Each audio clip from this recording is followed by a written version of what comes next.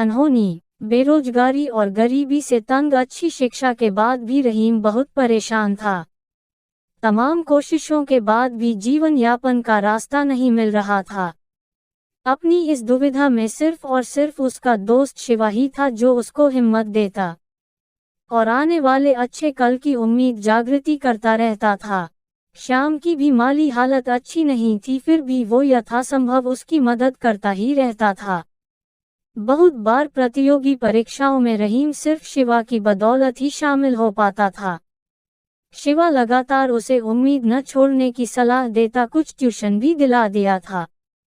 पिता के न होने से रहीम को अपने साथ मां की भी चिंता रहती थी, पर लगता था जैसे दुर्भाग्य उसे छोड़ना ही नहीं चाहता हो। शिवा भी रहीम को लेकर चिंतित रहता था। उसे एहसास था कि विपरीत परिस्थितियों में हौसला ही बड़ा मरहम है, पर अब रहीम का हौसला जैसे जवाब दे रहा था। रह रहकर वह आत्महत्या की बात करने लगा। शिवा उसे मां की दुहाई देता, हर तरह से समझाता और विश्वास दिलाता कि कोई अनहोनी जरूर होगी और सब कुछ ठीक हो जाएगा। रहीम बार बार निराशा भरी बातें ही करता जा रहा था। दोनों घर के बाहर एक पड़े टूटे तख्त पर बैठकर बातें कर रहे थे। तभी एक कार आकर दरवाजे के सामने रुकी। कार से उतरने वाला शख्स बिना कुछ विचार किए दोनों के पास पहुंचकर उनसे पूछा, क्या ये अफजल भाई का घर है? मुझे उनके बेटे से मिलना है। रहीम बोला, जी ये उन्हीं का घर है और मैं उनका बेटा हूं, मगर आपको काम क्या है? तब उस शख्स ने डहकी स्वर में कहा, मैं शर्मिंदा हूं, मेरा नाम चंद्र प्रकाश है, मैं तुम्हारे अब्बा का दोस्त हूं और जिस फैक्ट्री में काम करते थे उसका मालिक भी फैक्ट्री में, हम भले ही मालिक और वो मुलाजिम रहे हों, पर फैक्ट्री के बाहर हम अच्छे दोस्त थे। बहुत बार तुम्हारे अब्बू जो रोटियां घर से ले जाते थे मैं भी खा लिया करता था। तुम्हारे अब्बू ने मरते समय तुम दोनों का ख्याल रखने को कहा था, परंतु उसी दिन मुझे विदेश जाना था, इसलिए मैं अब्दुल भाई की मिट्टी में भी शामिल न हो सका। तब से करीब 3 साल बाद कल ही लौटा हूँ। मुझे एहसास हो रहा है कि शायद ये मेरी भूल है या ईश्वर की इच्छा, पर तुम्हारी हालत स्वतः सब कुछ कह रही है। रहीम कुछ बोल नहीं सका, लेकिन उसकी आंखों से बहते आंसू सब कुछ बयां कर रहे थे। चंद्र प्रकाश जी ने उसके आंसू पोंछते हुए कहा, जाओ अम्मी को भी लेकर आओ, आज से तुम हमारे साथ रहोगे और फैक्ट्री की देखरेख करोगे।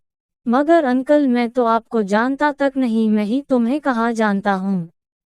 मैं तो बस इतना जानता हूँ कि तुम मेरे दोस्त के बेटे हो और मैंने उन्हें तुम लोगों का ख्याल रखने का भरोसा उनके मरते समय दिया था, बस वही भरोसा निभाने आया हूँ। चलिए, मैं आपकी बात मानता हूँ, पर आपको मेरी भी एक बात माननी होगी, अन्यथा मैं आपके साथ नहीं चल सकूंगा।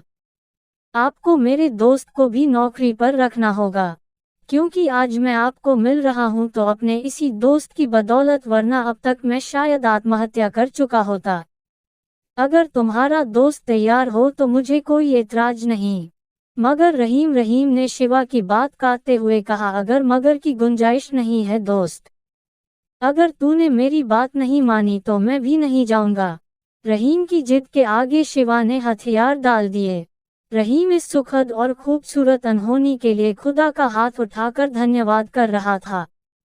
चंद्र प्रकाश जी रहीम और शिवा को गले लगाकर रो पड़े और बोले, तुम्हारे रूप में जैसे मेरा दोस्त फिर से मेरे पास लौट आया है, आज निश्चित ही उसकी आत्मा बहुत खुश हो रही होगी, उसकी शिकायत भी दूर हो गई होगी। फिर दोनों को अपने से अलग करते हुए बोले, मगर तुम दोनों अच्छी तरह समझ लो, इस दोस्ती को कभी स्वार्थ और लालच की नज़र से मत देखना।